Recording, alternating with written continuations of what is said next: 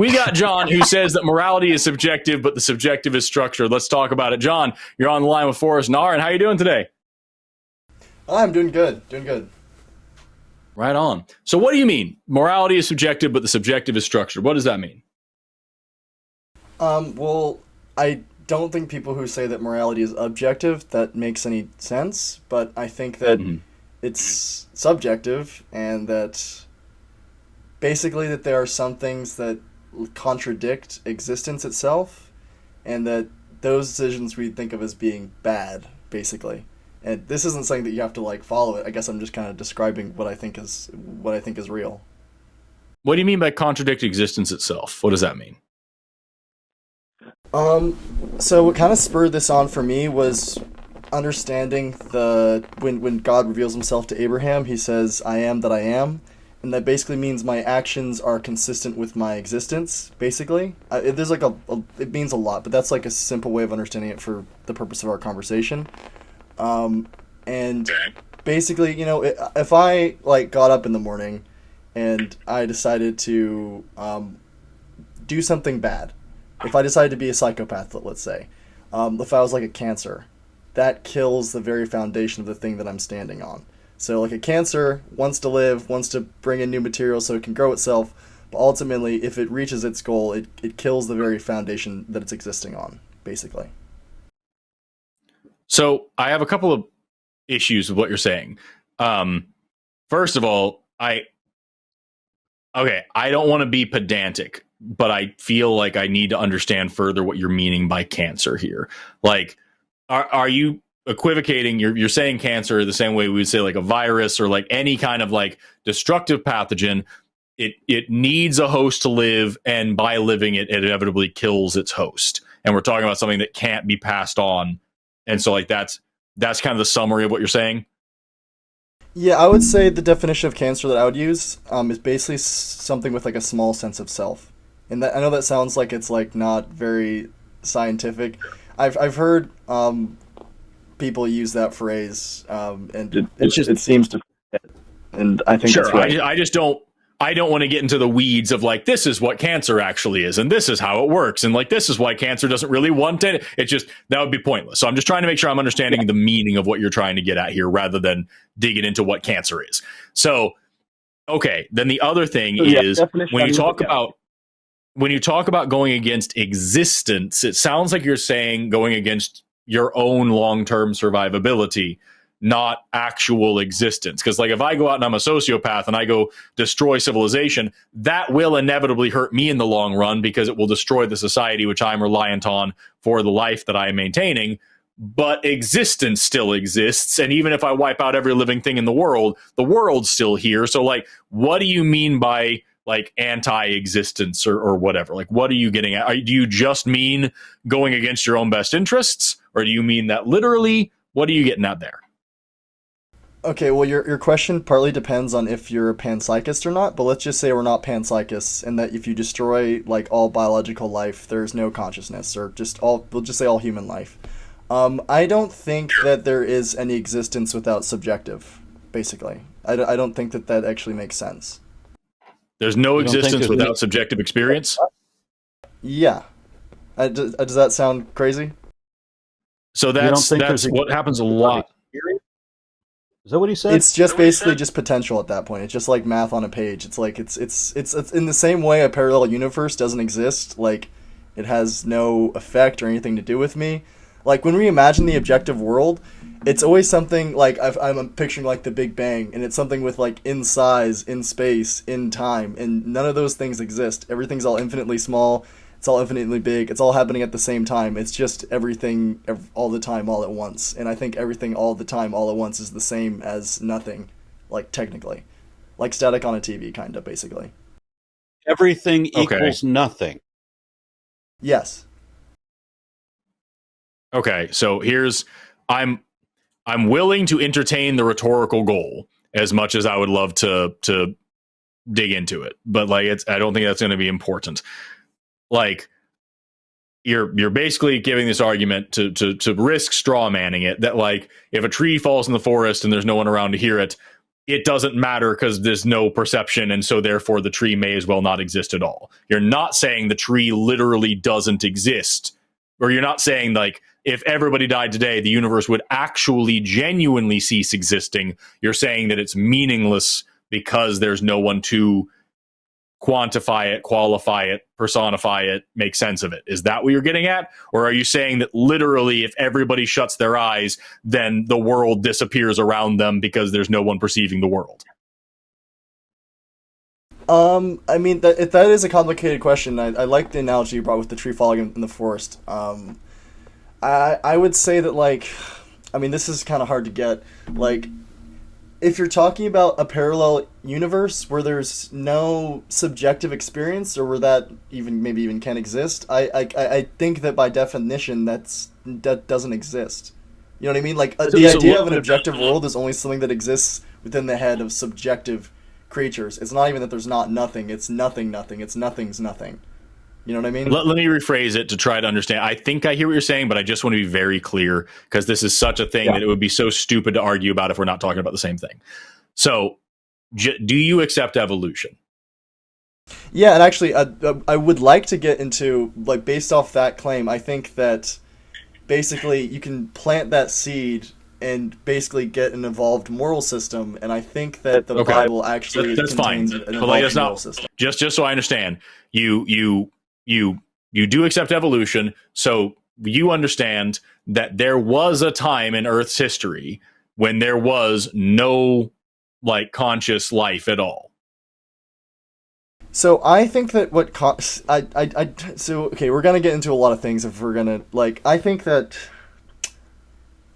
consciousness is basically associated with like decision making. Like we're gonna go this way instead of that way, and we're going into territory that's very kind of neither of us are going to have firm answers here, but I think that like when I'm considering something like the zombie problem, that's like, okay, if you had a universe where everything was completely deterministic, I don't think that anything would be conscious. Like I think consciousness exists by the fact that the universe is not completely deterministic. None of this has to do with any of that. We're talking about for the first about 2 billion years of life on Earth, all life was single cellular, right? And there are single celled organisms that do have some degree of agency, like they have sense organs and things, but most don't. So if we're talking about like something really, really basic, just a simple bacteria with no brain, no sense organs, no even nucleus, just a thing that is a molecular machine that cranks out proteins and eats some basic stuff. It eats some glucose, it shits some carbon dioxide, and it just lives. Is that thing conscious or not? I could say the exact same thing about you. You know what I mean? So I don't think that like... would prefer you to actually answer the question I'm asking. No, okay, no, I do think it's conscious. I'm using basically Occam's razor and saying that it's doing the, like, especially at a bacteria level, yeah, I'd say that, yeah, I believe that bacteria are conscious, especially because I don't think that consciousness, like, if I say that you're conscious, what does that add to me analyzing what you're doing? Okay, so then there's no point in this part, so let's go back further. Life started 3.8 billion years ago on this planet. As far as we know, that's the most, remote we can push it. So let's go all the way back to 4 billion years ago. 4 billion years ago, this planet existed. As far as we know, there was no life on it. We were still during the Hadean bombardment. The entire planet was a molten hellscape. No life, as far as we know, could have possibly existed on Earth. Did Earth exist at this time, though? Yeah, but honestly, we can just go back to the Big Bang. You know what I mean? We can just bring it. Why just? I'm trying to get as close as I can to life. It's important that I'm doing this. The Big Bang doesn't have anything to do with life. Well, it's important because he's saying that it's just to be clear. You're saying this stuff about how like consciousness is important for existence, and in order to try to suss out exactly what you mean, I'm trying to understand. At a time when the Earth was here in the exact position that it's in now, but before life started, was there or was there not this planet? Yeah, okay, and in order to answer your question, I'm even going to bring it back further just to the, like, when you have... I don't want you to. I want you to talk about exactly what I'm talking about, and it's important, and I'll show you why in a second. I think that basically what consciousness is basically it's what's determining what's happening. Basically, I know that's going to sound. I'm trying to put this more clear. That's why I was trying to put this as an example. Yeah. Which is before any life started, was the Earth here? Yeah, but I also think that there was consciousness. Basically, I'm a bit of a panpsychist. Okay, so that's what I'm saying. This is going to be hard for us to was conscious before life started? Basically, the entire universe, the entire visible universe, I think. Okay, just a second ago, when I asked you something else, you said, for the sake of argument, we're going to say that we're not panpsychists. Now you're saying that you are panpsychist and that the entire universe is conscious. So that means that if every single living thing in the universe were to perish and there was no more life in the universe, you would still say that the universe does exist because of whatever ethereal consciousness you believe in. Is that correct? Yeah, the reason why I said it doesn't matter is because I didn't want to get into this part of the debate. I think that we can agree that we can just start off the point of, okay, some actions lead to the destruction of subjective experience as we know it, and we can have the conversation. That's fine. I'm trying to hammer out whether or not you believe in the universe objectively existing outside of the perception of subjective individuals. That's what. So I can just in theory, if there was no consciousness, statement.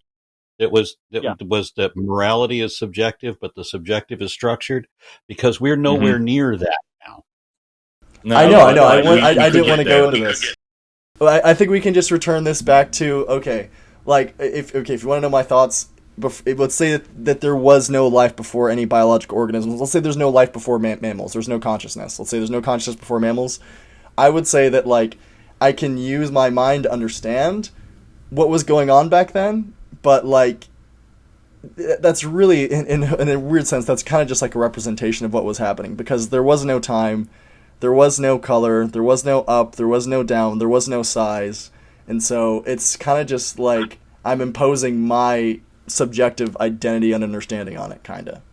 So what does that got? I can understand the purely philosophical statement that things like color and time and size and whatnot are defined by humanity, and therefore, without humans around, they aren't real. But at the end of the day, color is a description of a particular frequency range on the electromagnetic spectrum, and light still existed in these frequencies. So even though I wasn't there to perceive the color blue, the sky was still blue, right? It was still emitting that frequency. Yeah, you can say it was still emitting that frequency, but I also think that blue is real, and I also think that up and down is real.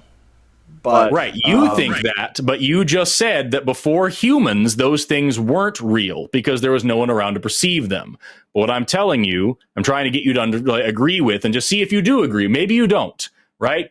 This Coca-Cola can is red. If this Coca-Cola can were around 5 billion years ago, floating through space with no living things anywhere near it, the Earth hadn't formed yet, nothing, this would still reflect light in the wavelength of red. Therefore, even though no one had defined it as red yet, it would still be emitting the same wavelength. And that is an objective reality, right? I think that, you trying to understand, wavelength in a time where there's no size, basically, I don't even know how you do that. You know what I mean? Because your understanding of red wavelength is of a particular size. It's much bigger than the other ones. And, that's only a subjective thing you can understand. You know what I mean? Okay, let's turn to that then. The Milky Way galaxy is bigger than the sun. Even before any conscious agents were around to define sizes, objectively, one was still bigger than the other because they were of different masses and took up different amounts of space, right? I mean, I suppose, but at the same time, they're all infinitely big and all infinitely small. Right. And why you have to privilege one and you're basically putting category boxes around two things, and that's a subjective thing. That's not. I get what you're saying, and this is why I don't want to get lost in this conversation. It needs to be infinite if it's anything. And why would you Excuse me? imagine that everything equals nothing and therefore light equals dark? Why do I think that everything equals nothing? Yeah, because everything is not infinite, right? There are things of different sizes, and they're not all infinite. And you said that everything was happening at the same time. Again, it's not. Okay, so when people are posing like the multiverse hypothesis, they're basically saying that there's a potential of everything, but that potential doesn't have an instantiation. It's nothing until one is actually specified and it comes into existence. That's the same thing. But we're not Saying the talking same thing. about multiverses, and that's not what that means anyway. So why are you talking about this? I mean, the subject was morality is supposed to be subjective, but whatever. But we're nowhere near anything. I know. I don't want to talk about this. Let's talk about the idea that some things can destroy existence as far as subjective experience existence. Okay, let's we can just have change different this understandings from the of one where we were something interested can in swing talking the about. The one stars. you posted. Just change it. We just won't talk about that then. Okay, we can talk about more specific things around evolution. I mean, honestly, I've had a lot of thoughts about what you guys have been talking about. I mean, even the idea that when you look at the bottom of your foot and you don't see a purpose seems crazy to me in a way, because it's like, well, you can kind of see that you're supposed to be standing a little bit. I mean, biology is obviously teleological. You said that subjective is structured. Just break down those words for me. So structured means it has particular characteristics. It's not just like everything, you know what I mean? It can't be anything or whatever. And morality, I would say, is just like a system of behavior.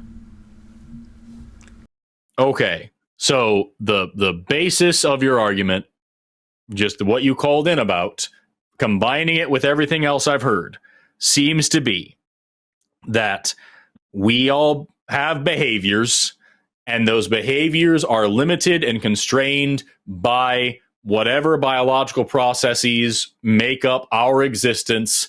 And so, because we are a reflection of the universe and are identifying and defining the universe through our subjective experience of the universe, therefore, our subjective experiences and understandings of morality and behaviors are ultimately a universal occurrence or experience. Is that the bridge that you're trying to build here? That's what I think I'm hearing, but I don't know if that's right.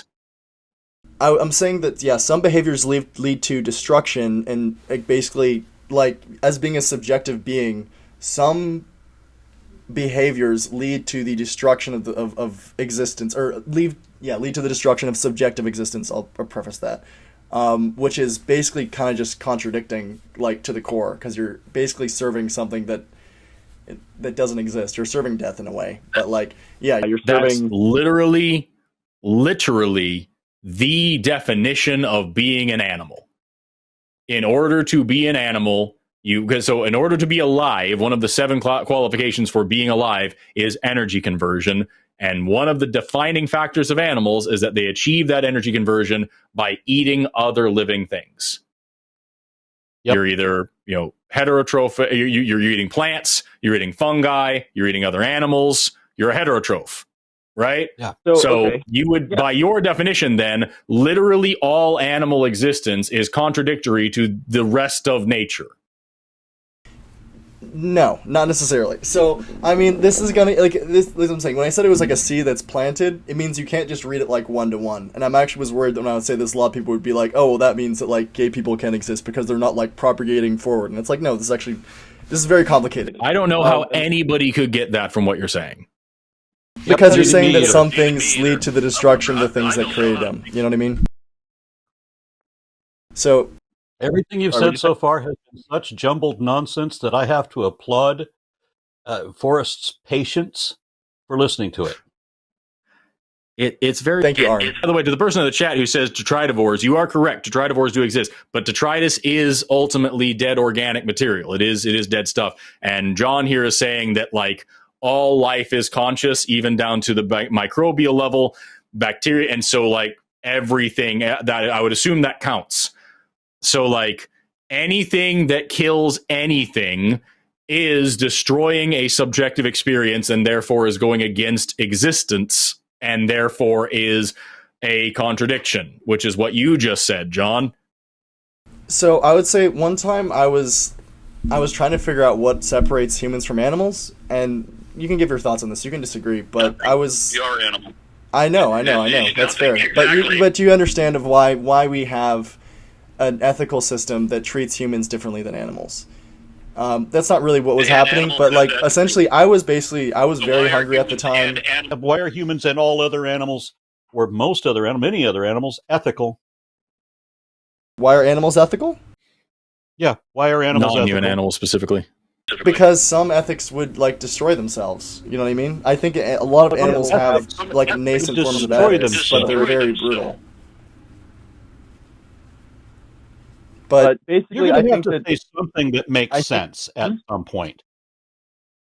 I mean, okay, so when wolves are in a pack and they have a dispute, they'll basically, instead of just killing each other, they'll basically walk around in a circle and then determine like which one is bigger, and then the other one will lay down and present its throat, and the other one decides not to kill him and basically, pats him on the back, and then they go back to living. That's like a little moral structure of saying like we're not just gonna like kill ourselves. Like I said, it's a very low level sort of ethics, but I think that's an example of Not ethics. go out of their way to kill each other. There is a dominance and submission thing, and when they realize they've achieved that, they stop because they have ethics. I have animals don't- around me all the time that we will have not harm me if think they that don't want. it's a Hmm. It's because they have ethics, and we're not even talking about mammals now. That what I'm talking about evolved into ethics, so you can call it something else if you want. Okay, now where do you get that morality is subjective? I want to know what both of these words mean.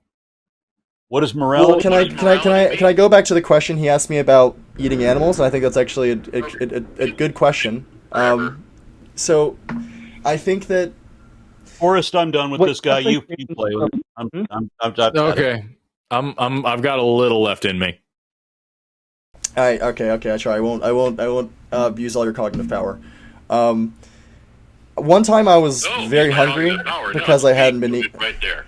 Yeah, Yeah, it's fuck not you. using my cognitive power. It's boring. You haven't said anything consistent or sensical, and it took me like fucking 10 minutes to get you to just like come to one basic thing that I was asking you about what consciousness is even extended to. And I'm just trying to give you your own fucking argument back to you, and you keep just deflecting to something else. It's not my cognitive power that's a problem here. It's your ability to string a coherent sentence together.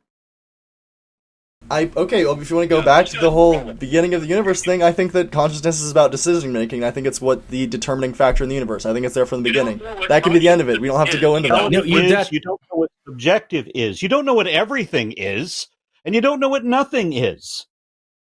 I don't think you know what those things are either. That is correct at some point. If you're going to make an argument, some of it has to be true. Okay. Well, I guess I'm trying to be like as clear as I can with you guys, and I think I am. I think there's just a big information or understanding gap. I think.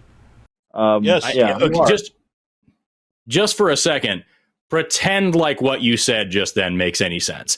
If you're having this hard of a time explaining the basics of this concept, then either you don't understand it yourself or you are not the person who should be explaining it.